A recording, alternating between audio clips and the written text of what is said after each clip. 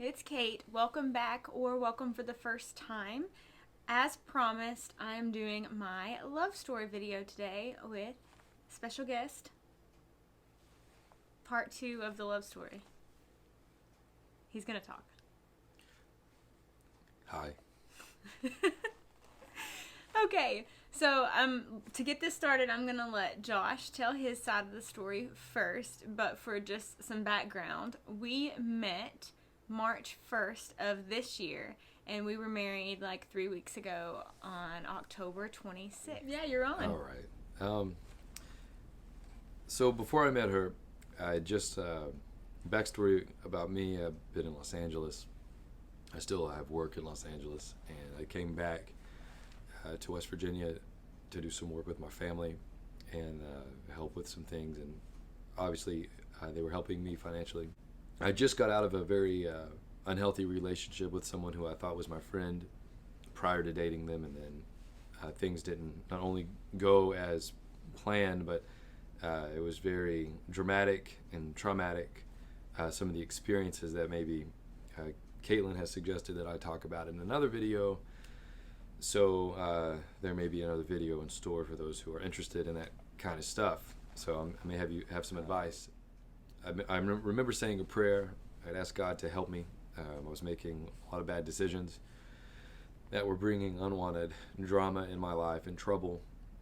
I was pretty tired, and I said that I needed him to help me with my heart, that I would try to change, I would try to make better decisions, but help me with my heart, and that I wanted someone in my life. I didn't want to be lonely. I wanted to experience my life with somebody. So if he could help my heart until that day comes, as well as bring that person my way. Okay, so before I met him, actually when I met him, I was in a relationship. Not a great one, but also not as traumatic as Joshua's was. Mine was just, we were only dating each other still because we had been together so long. So when I get back from LA, even before then, I am continuously praying for some type of peace because I feel stuck, not just in my relationship, but just in life in general. I'm like, I'm not where I want to be. So I was always falling asleep, just exhausted in prayer, just trying to figure out what to do. So I would wake up in the middle of the night, and this is happening probably for almost a year up to when I met Josh. And I would wake up with 2 words in my head, and it was always make room. So in the back of my head, I kind of knew what that meant because I knew I needed to get out of the relationship that I was in. The very night that I met him, which there's more to it in between this little what happened, but the night after I met him, I fell asleep, did the same thing, woke up with those 2 words in my head, and immediately knew what it meant. Immediately thought it meant him, and of course I didn't tell him that because then I'd be that crazy person that was like, hey, listen, Josh, God wants us to be together. So yeah. So I didn't tell him that until probably, well, after we were dating. Back from Los Angeles. And that following weekend, we do a murder mystery, which was 6 hours away from where we live now. And on this trip, I meet her. I didn't think anything about it when I first meet her. I thought she was pretty.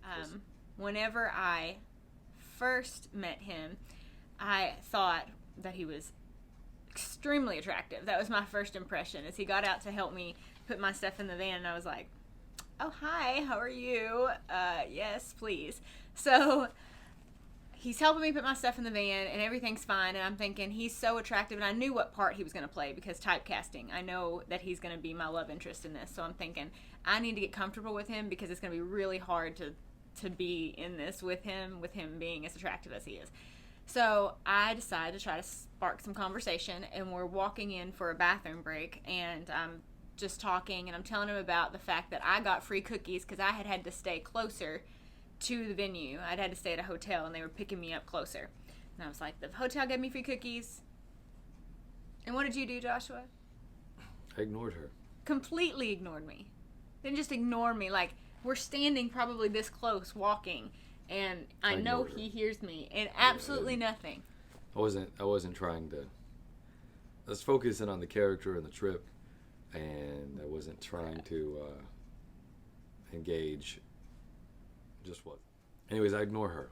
So that's her big thing that she holds over my head. Yeah, I'm never gonna let that one go. So he ignores me, and then I'm thinking, my whole thought process changes. I'm just like, ew, like, who does this guy think he is? He obviously knows he's attractive, and now his attractive level went from like here to here because he was a jerk.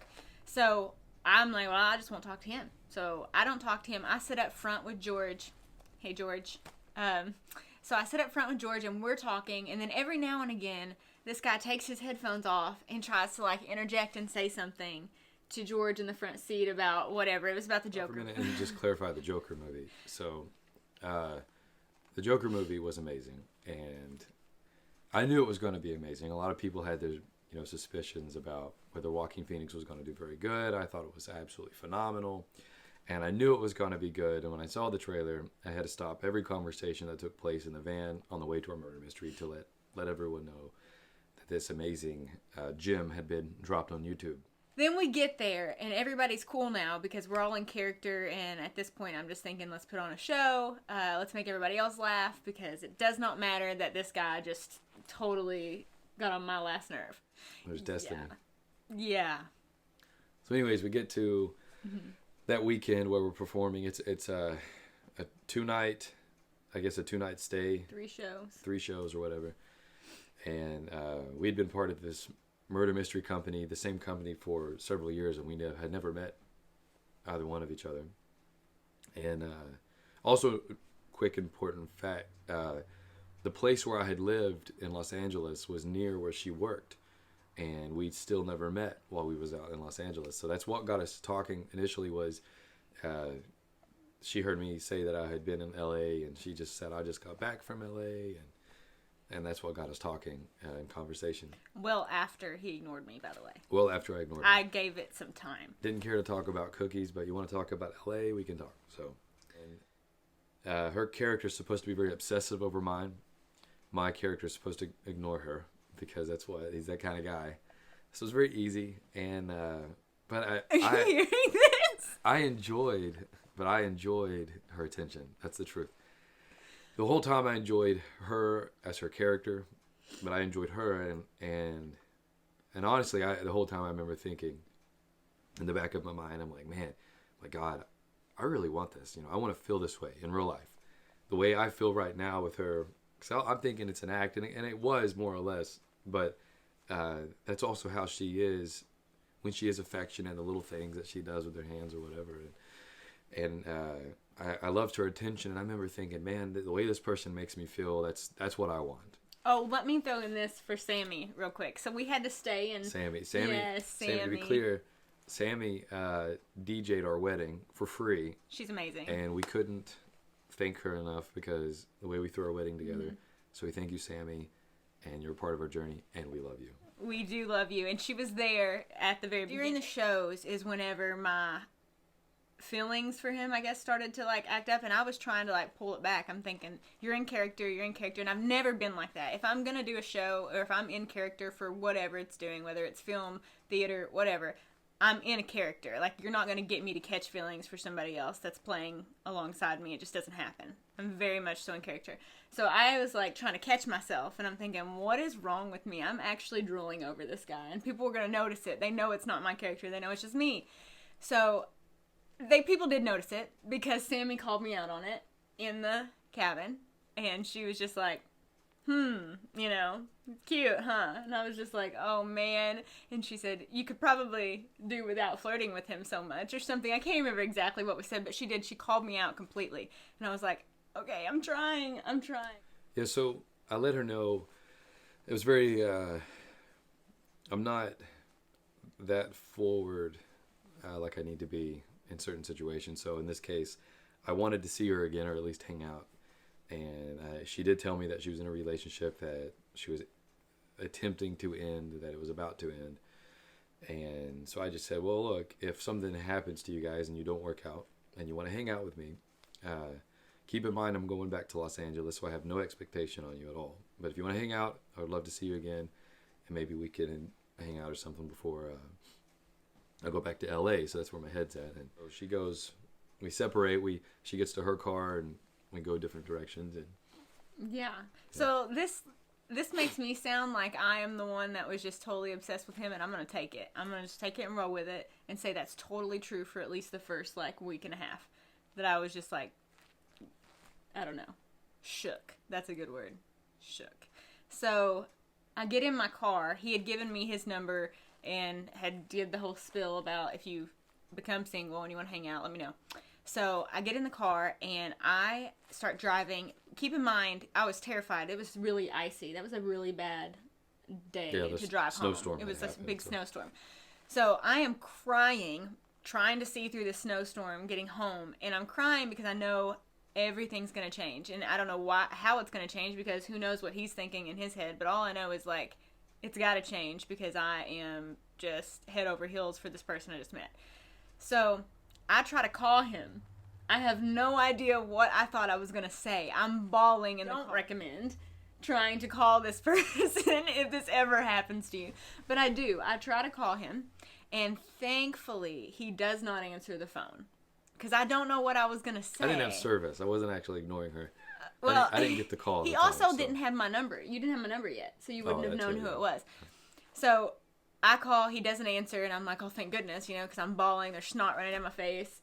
So then I call my mom, and my mom is normally my first point of contact for anything. She always knows exactly what's going on, and I call her, and I'm like, hey, Mom, I met somebody. And she can already tell, like, I'm shaky in my voice and stuff, something's going on, and she goes, oh, okay, yeah, what about your boyfriend?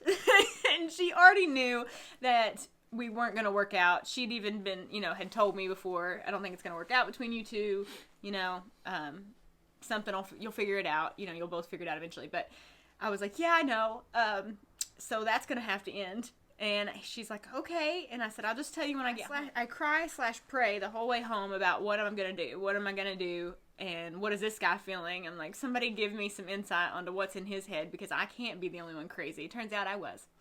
But I get home. The very next morning, I broke up with my boyfriend at the time. And it ended up going so smoothly because he was unhappy with me for even going to the thing. So it just kind of like... Yeah, that murder mystery that we went to, both of us actually almost did not go. She almost didn't go because of the situation with her ex. He didn't want her to go because she just got back from LA, and I guess that they hadn't had a chance to really hang out and connect. And I was supposed to work. I think my dad had wanted me to work or something. So both of us, looking back, almost didn't go to this thing. So it's crazy to look at it and see how... I guess it was just meant for us to go. She ends up breaking up with this guy, and she wants to hang out. We set up our first date, which was at Peddler's. So we eat. Do you remember what you had? I know I had a burger and fries. You made me try the fries, but I had nachos. She had nachos. I always have nachos. She is the nacho queen. I think that's a girl thing. Females are super, super, super obsessive over tacos. He really likes to put me in a realm of females too. Well, I'm very observational. I'm very observational. She's, she is like the rest of the world when it comes to tacos. So nachos. You can cut all this out. Anyway, she has nachos, and we play video games, Ninja Turtles, Mortal Kombat, and Pac-Man. I'm sorry. Who won literally almost every single game? She won literally almost every single game. So, but that's okay. I let her win that way. That's not at all true. So, that same night was our first kiss. Oh, this is my favorite. So, yeah, why don't you tell me about it? She's taking me to my car. And at this point, I was just like, I want to kiss this person. I think they would let me kiss them. And I didn't want to just go in for it and be wrong and be embarrassed or be in trouble or something, because I didn't know her that long, so I didn't want her to be like horrified and say he tried to come on to me. I thought, oh gosh, I don't know what I'm getting myself into. So I just tell her, I say, hey, look, I want to kiss you, but I'm absolutely scared to do it. So I vocalize it, and your response was, okay, then do it. She tells me what to do. And he still Still doesn't do it. He just sits there and smiles like. Yeah. And I have to lean over my console to kiss him for the Yeah. first time.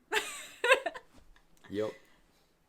That was the first Do what kiss. you want, ladies. You kiss first. So, so So our second date, and keep in mind, I'm already like, I'm done. You know, I'm just sitting here waiting for this guy to ask me to marry him at this point. This is like a week into knowing him. And you didn't catch that vibe until that night. Date 2. That night, I kind of, when I left her, I remember thinking, you know, I'm in trouble because I could see myself marrying this person.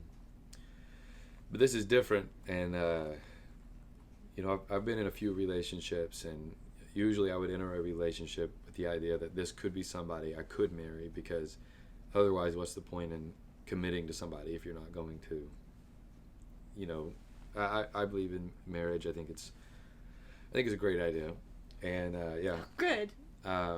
With her, that really startled me is that I had peace. I had complete peace about it. I didn't have any anxiety. I had vulnerability, which was very normal and important. I felt vulnerable to her, but I had peace. I believed in myself, but I also believed her. And if I left her, I didn't have anxiety about leaving her. I just longed to see her again. I had such a peace about her that I wasn't afraid of anything about her. I wasn't intimidated by these feelings or her feelings. And that peace let me know that she wasn't going anywhere and that this could work, but was going to work. Of course, my big thing is that I still have stuff in Los Angeles I'm trying to do. And that was my second thing I prayed about. I was like, God, you know, I believe you've given me this desire and this drive. You either have to take this from me or take her from me, because I don't want to have to pick between the two. And so I go to her and I tell her, I said, look, I'm not done with what I'm trying to do with my life. And, you know, I want you to stick around, and I want to stay involved in your life.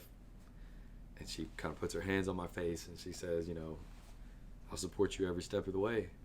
So I thought, okay. So that let me know that I was going to end up marrying this person and having to figure out how to do that. I had to go ring hunting and figure out when and how I'm going to propose to her, which leads to our epic proposal, which was probably the first scariest thing I've ever done with her, or anything ever. The second scariest thing was the wedding day. I was horrified. I was very nervous. But when I proposed to her, I was very nervous because I'd never done it before, and I didn't know how to do it. There's this red phone booth, and I told my brother Adam, I said, let's just do it next to this phone booth. It'll look cool for pictures.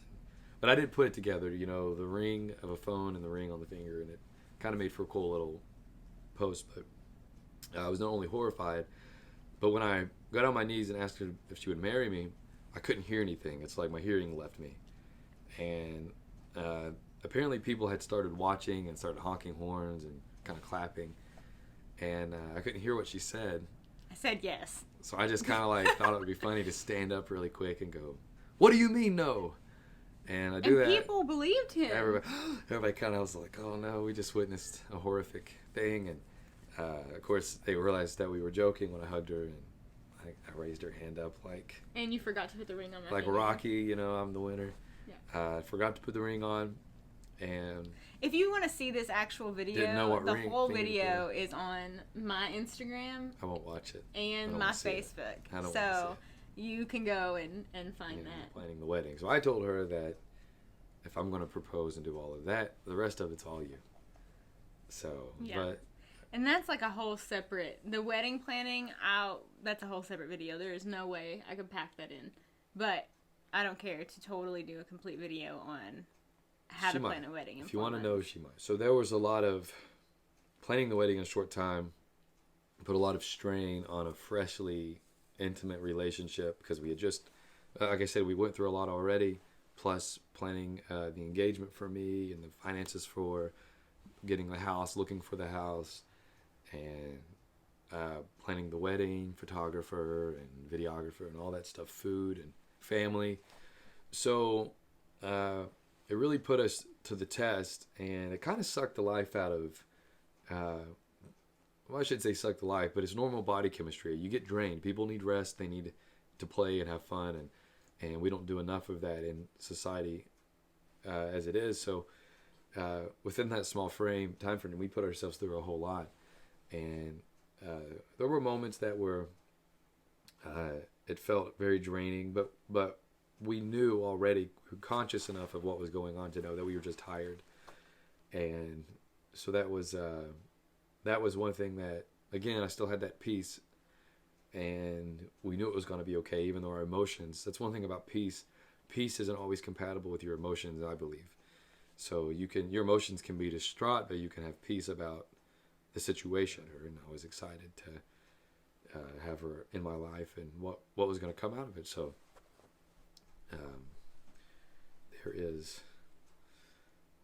there's the love story, I guess. There's the love story. If you guys want to know more about the actual wedding and the whole process leading up to it, because it is super straining on a relationship, you know if you're meant to be with that person by the time that you finish planning a wedding. So if you want to know that, I will probably do one later on. If that's something that you're interested in, make sure that you comment, because the more interest, the more likely I am to actually do it. Yeah, so that's it. That's our love story. We also baby talk. And I looked up baby talk as a sign of a psychologist, I guess, say that it stems from childhood, that childlike essence of being around your parents and feeling that sense of comfortability. When you're a child, that when you're in a relationship and you start to talk like this, oh, I love you, and all those things, baby. That kind of stuff, yeah.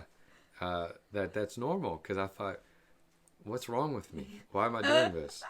I see her and I'm like, yo, I love you so much. And I'm like, wait a second. That's a grown woman and I'm a man.